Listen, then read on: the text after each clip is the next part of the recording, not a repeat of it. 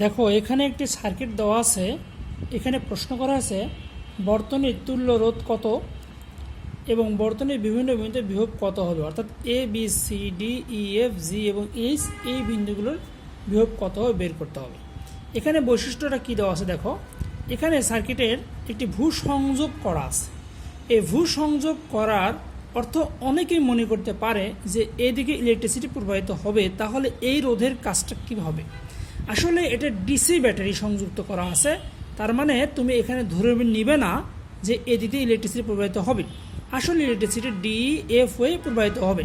তাহলে 1 নম্বর প্রশ্নের উত্তরটা কী দাঁড়াচ্ছে, অর্থাৎ 1 নম্বর প্রশ্ন দাঁড়াচ্ছে যে আর ইকুইভ্যালেন্ট সার্কিটটা হবে হলো এখানে আর ওয়ান প্লাস এখানে R2 এবং R3 এই দুটি কিন্তু প্যারালালভাবে সংযুক্ত থাকবে। প্যারালালভাবে সংযুক্ত থাকে, তাহলে আমরা শর্টকাট নিয়ম কিন্তু জানি যে আর প্যারালাল সমান হলো আর ভাগ হলো এন। তাহলে আর এর মানটা হলো 20 ভাগ হলো 2, তার মানে 10 ওহম। তাহলে আমার ইকুইভ্যালেন্ট রেজিস্ট্যান্সটা কী দাঁড়াচ্ছে, 10 যোগ 10 সমান হলো 20 ওহম। তাহলে সেকেন্ড প্রশ্নে আমরা যদি আসি বর্তনীর বিভিন্ন বিন্দুতে বিভব কত হবে এটা নির্ণয় করতে চাই, তাহলে আমাদের প্রথমে যে কাজটি করতে হবে সেটা হলো এখানে তুল্য মোট কারেন্ট বর্তনীর প্রবাহ নির্ণয় করতে হবে। বর্তনীর প্রবাহ আই সমান হলো ই ভাগ হলো আর, এর মানটা হলো এখানে 10 ভোল্ট আর আর এর মানটা হলো এখানে আর এর মানটা হলো 20। তাহলে 10 ভাগ হলো 20 মানে হলো 0.5 অ্যাম্পিয়ারটা হলো আমার বর্তনীর প্রবাহ। তাহলে এখানে বিসি এবং ডি এখানে কিন্তু R2 R3 ইকুইভ্যালেন্ট রেজিস্ট্যান্স প্যারালালভাবে আছে। তো আমরা এখন এই তুল্য রোধের মধ্য দিয়ে যে বিভব পতন ঘটবে সেটা নির্ণয় করতে চাই। তাহলে আমরা এখানে ভি নির্ণয় করতে চাই। আমরা কি জানি ভি সমান হলো আই আর পি। আই এর মানটা হলো 0.5 আর আরপির মানটা কিন্তু 10 আমরা জানি, এই যে 10, তাহলে কিন্তু 5 ভোল্ট। তার মানে আমরা বুঝতে পারলাম যে এই তুল্য রোধের মধ্য দিয়ে 5 বিভব পতন ঘটবে।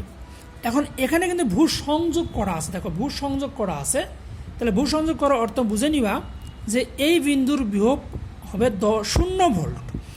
আর আমরা বের করলাম R2 R3 মিলিয়ে এখানে বিভব পতন 5 ভোল্ট। তাহলে এটা যদি 0 হয় তাহলে এটা পজিটিভ 5।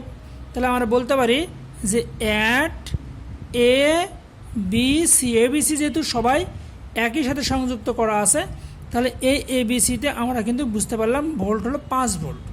ঠিক তেমনই এটা যেহেতু ভূ সংযোগ করা আছে, তাহলে আমরা কিন্তু বলতে পারি যে অ্যাট ডি ই এফ এই জায়গাতেও কিন্তু বিভব হবে 0 ভোল্ট, এটা বিভব হবে 0 ভোল্ট।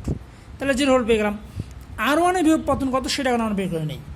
R1 এর বিভব পতন যদি আমি বের করতে চাই তাহলে খেয়াল করে দেখো R1, তাহলে আমরা জানি ভি সমান হলো আই আর1। আই এর মানটা আমরা জানি 0.5 আর আর1 এর মানটা হলো 10, তাহলে 5 ভোল্ট।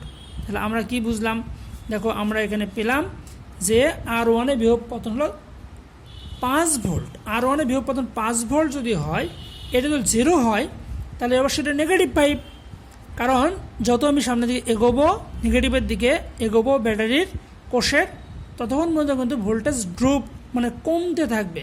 তাহলে এটা 0 যদি হয় তাহলে পজিটিভ 5 হবে না, বরং এটা নেগেটিভ 5, মানে বিভব পার্থক্য হবে 5। R1 এর বিভব পতন 5 মানে R1 এর এ প্রান্ত ও প্রান্তের মধ্যে বিভব পার্থক্য 5, তাহলে এটা যদি 0 হয় তাহলে এটা অবশ্যই নেগেটিভ 5।